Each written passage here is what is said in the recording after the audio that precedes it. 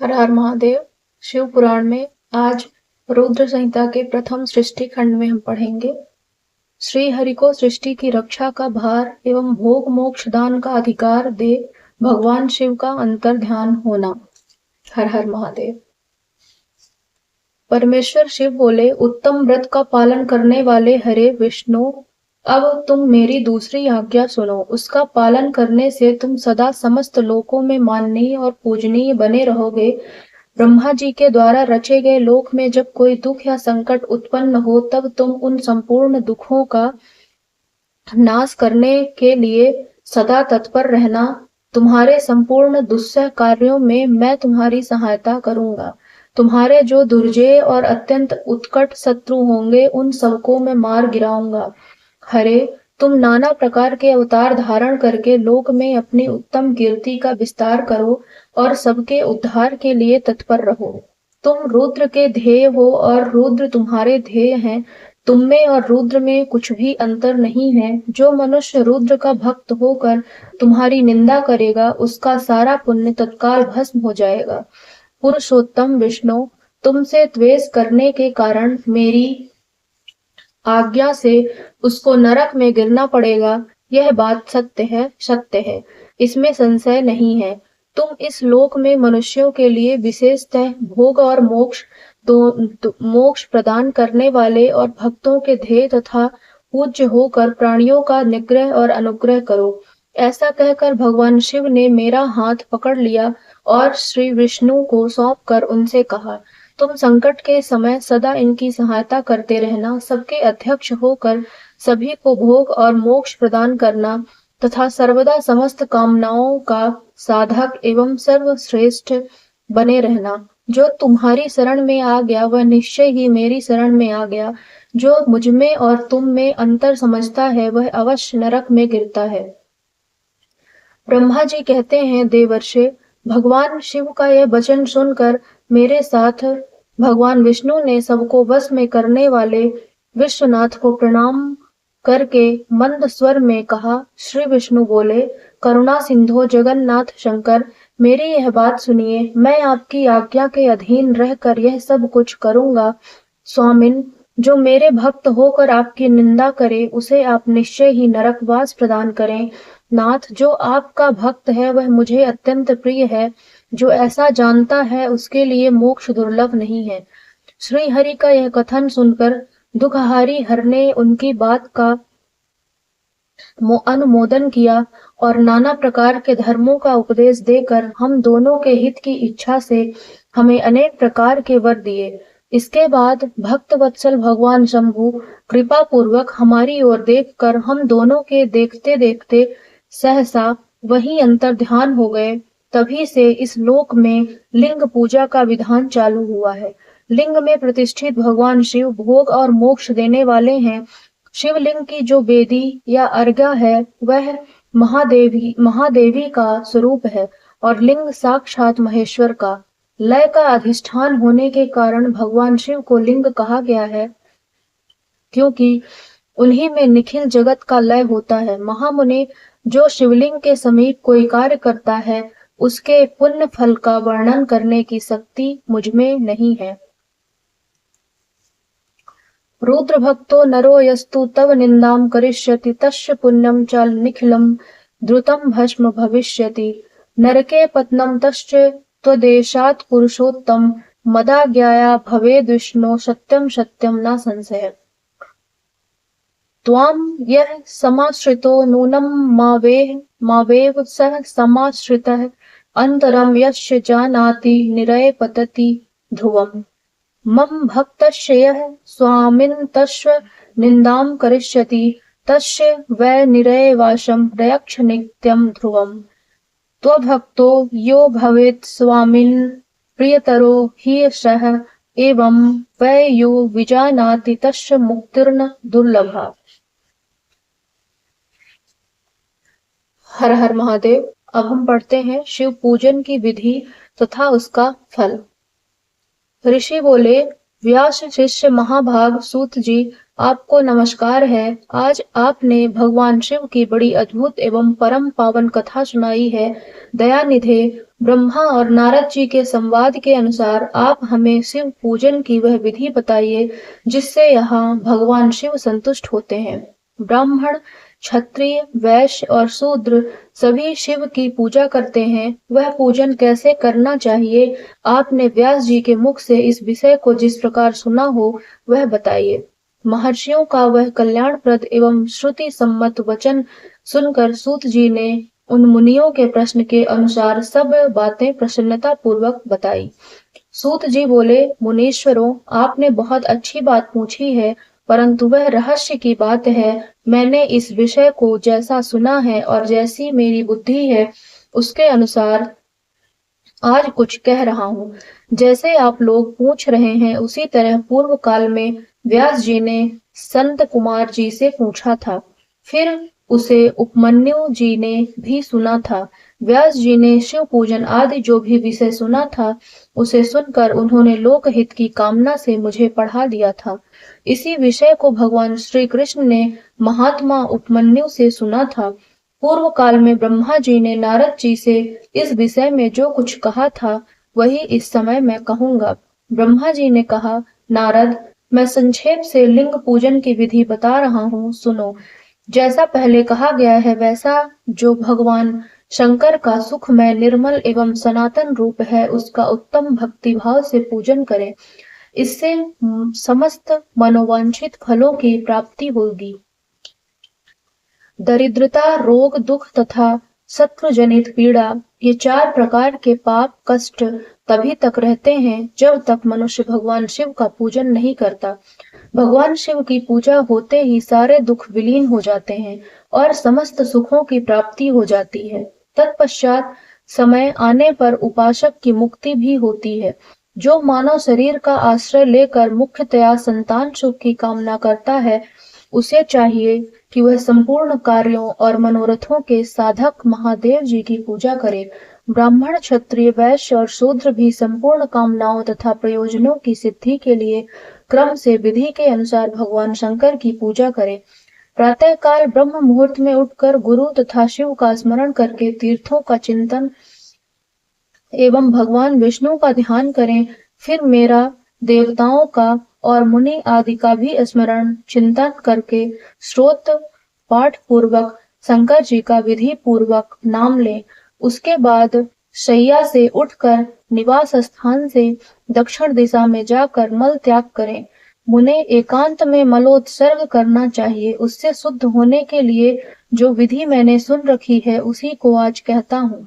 मन को एकाग्र करके सुनो। ब्राह्मण, गुदा की शुद्धि के लिए उसमें 5 बार शुद्ध मिट्टी का लेप करें और धोएं। क्षत्रिय 4 बार, वैश्य 3 बार और शूद्र 2 बार विधि पूर्वक गुदा की शुद्धि के लिए उसमें मिट्टी लगाएं।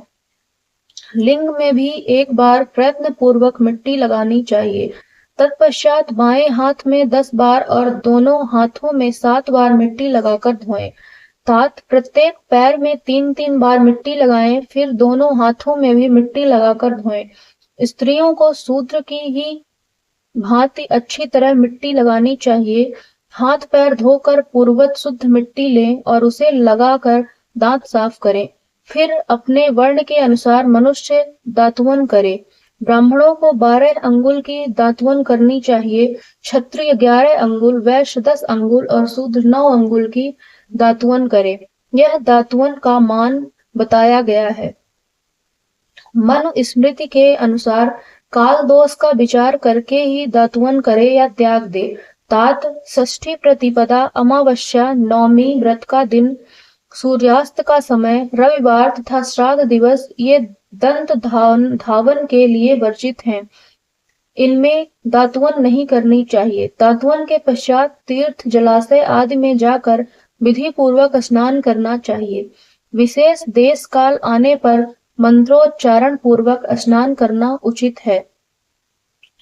स्नान के पश्चात पहले आचमन करके वह धुला हुआ वस्त्र धारण करें। फिर सुंदर एकांत स्थल में बैठकर संध्या विधि का अनुष्ठान करें। यथा योग्य संध्या विधि का पालन करके पूजा का कार्य आरंभ करें। मन को सुस्थिर करके पूजा गृह में प्रवेश करें। वहां पूजन सामग्री लेकर सुंदर आसन पर बैठें। पहले न्यास आदि करके क्रमशः महादेव जी की पूजा करें। शिव की पूजा से पहले गणेश जी की, द्वारपालों की और दिक्पालों की भी भली भांति पूजा करके पीछे देवता के लिए पीठ स्थान की कल्पना करें अथवा अष्टदल कमल बनाकर पूजा द्रव्य के समीप बैठें और उस कमल पर ही भगवान शिव को समासीन करें।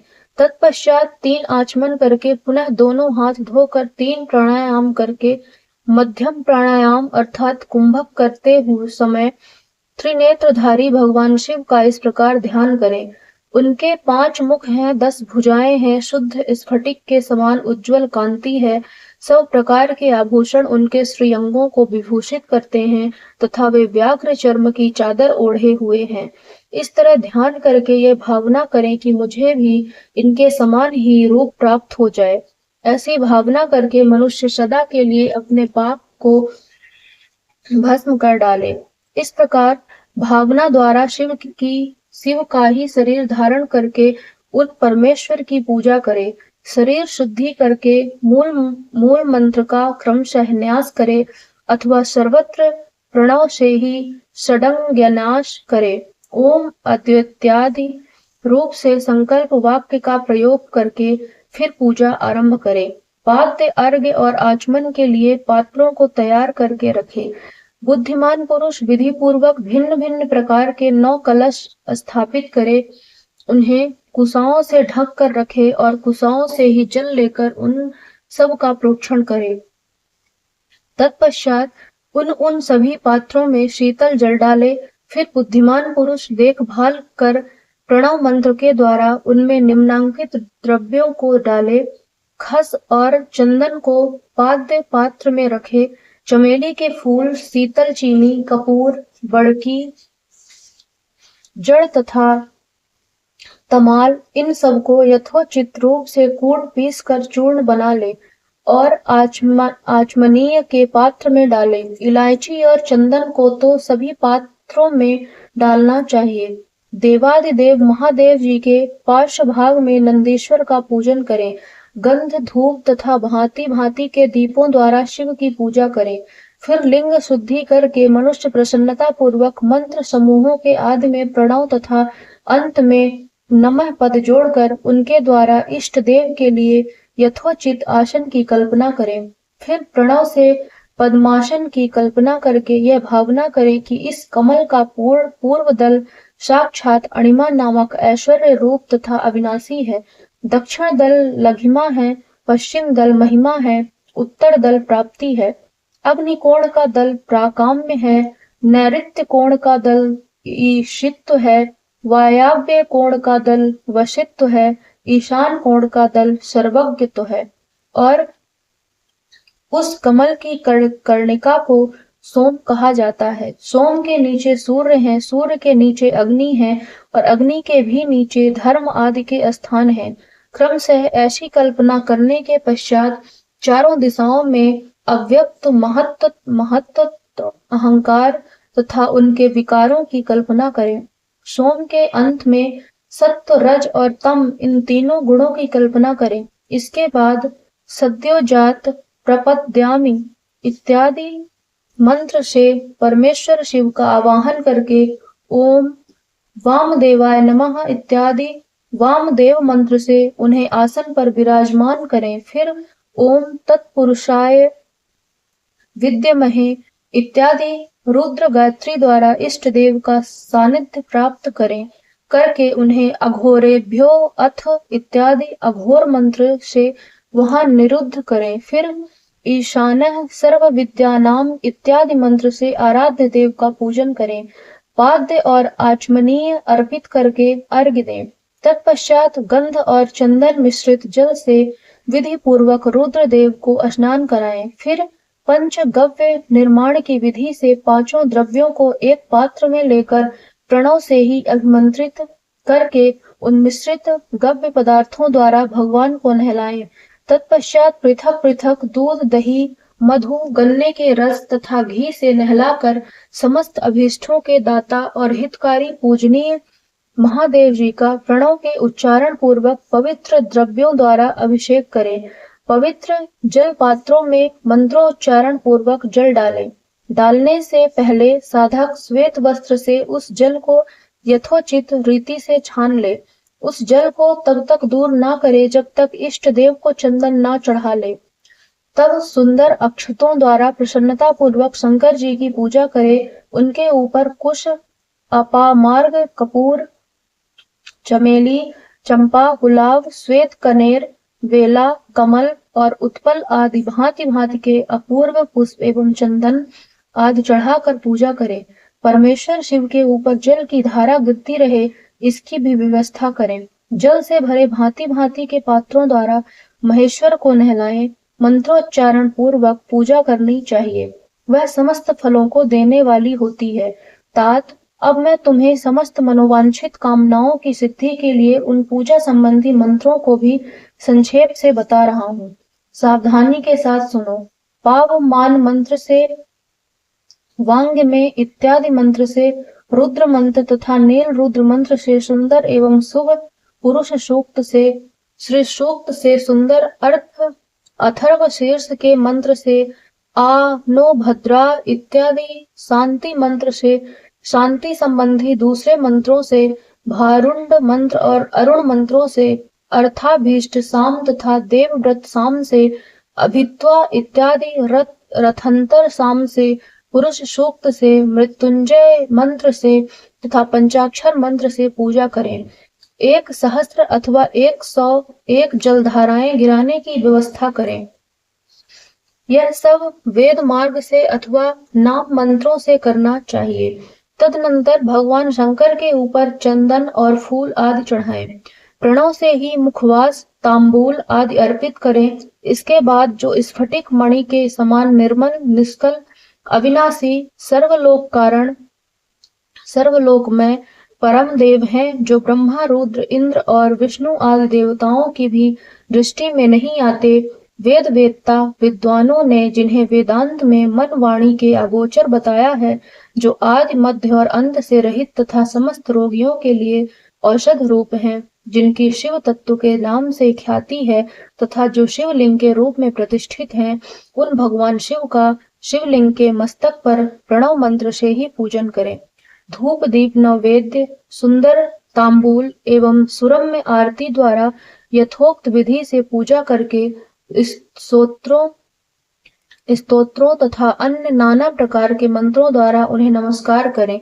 फिर अर्घ देकर भगवान के चरणों में फूल बिखेरें और साष्टांग प्रणाम करके देवेश्वर शिव की आराधना करें। फिर हाथ में फूल लेकर खड़ा हो जाएं और दोनों हाथ जोड़कर निम्नांकित मंत्र से सर्वेश्वर शंकर की पुनः प्रार्थना करें। अज्ञानाद्याति वा ज्ञानजप पूजादिकं मया कृतं तदस्तु सफलं कृपया तव शंकर। कल्याणकारी शिव, मैंने अनजान में अथवा जानबूझकर जो जब पूजा आदि सत्कर्म किए हों, वे आपकी कृपा से सफल हों। इस प्रकार पढ़कर भगवान शिव के ऊपर प्रसन्नता पूर्वक फूल चढ़ाएं। स्वस्ति वाचन करके नाना प्रकार की आसी प्रार्थना करें।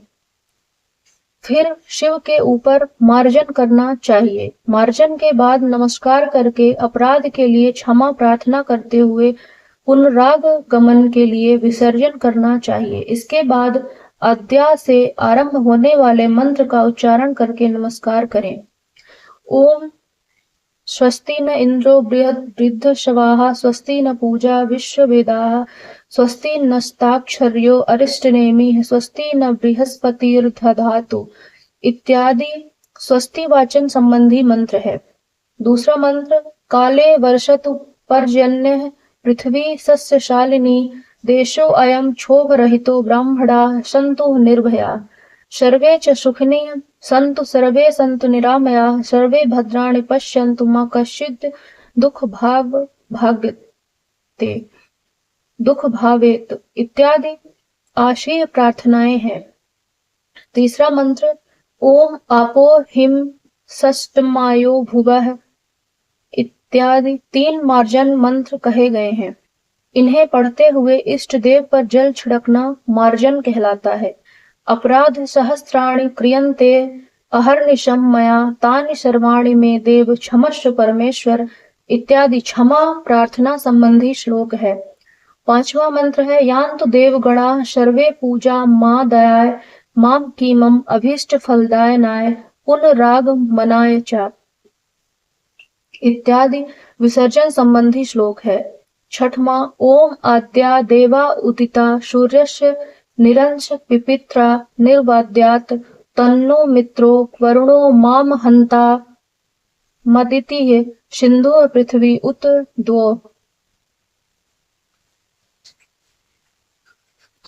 फिर संपूर्ण भाव से विभोर हो इस प्रकार प्रार्थना करें। शिवे भक्ति शिवे भक्ति शिवे भक्ति भक्तिर्भवे भवे अन्यथा शरणम नास्ति त्वमेव शरणम मम। प्रत्येक जन्म में मेरी शिव में भक्ति हो, शिव में भक्ति हो, शिव में भक्ति हो। शिव के सिवा दूसरा कोई मुझे शरण देने वाला नहीं। महादेव आप ही मेरे लिए शरणदाता हैं। इस प्रकार प्रार्थना करके संपूर्ण सिद्धियों के दाता देवेश्वर शिव का पराभक्ति के द्वारा पूजन करें। विशेषतः गले की आवाज से भगवान को संतुष्ट करें। फिर सपरिवार नमस्कार करके अनुपम प्रसन्नता का अनुभव करते हुए समस्त लौकिक कार्य सुख पूर्वक करता रहे। जो इस प्रकार शिव भक्ति परायण हो प्रतिदिन पूजन करता है उसे अवश्य ही पग पग पर सभी प्रकार की सिद्धि प्राप्त होती है। वह उत्तम वक्ता होता है तथा उसे मनोवांछित फल की निश्चय ही प्राप्ति होती है। रोग दुख दूसरों के निमित्त से होने वाला उद्वेग कुटिलता तथा विष आदि के रूप में जो जो कष्ट उपस्थित होता है उसे कल्याणकारी परम शिव अवश्य नष्ट कर देते हैं। उस उपासक का कल्याण होता है। भगवान शंकर की पूजा से उसमें अवश्य सद्गुणों की वृद्धि होती है। ठीक उसी तरह जैसे शुक्ल पक्ष में चंद्रमा बढ़ते हैं। मुनि श्रेष्ठ नारद, इस प्रकार मैंने शिव की पूजा का विधान बताया। अब तुम क्या सुनना चाहते हो? कौन सा प्रश्न पूछने वाले हो? हर हर महादेव। इस वीडियो में यही तक था। मिलते हैं नेक्स्ट वीडियो में। तब तक के लिए हर हर महादेव।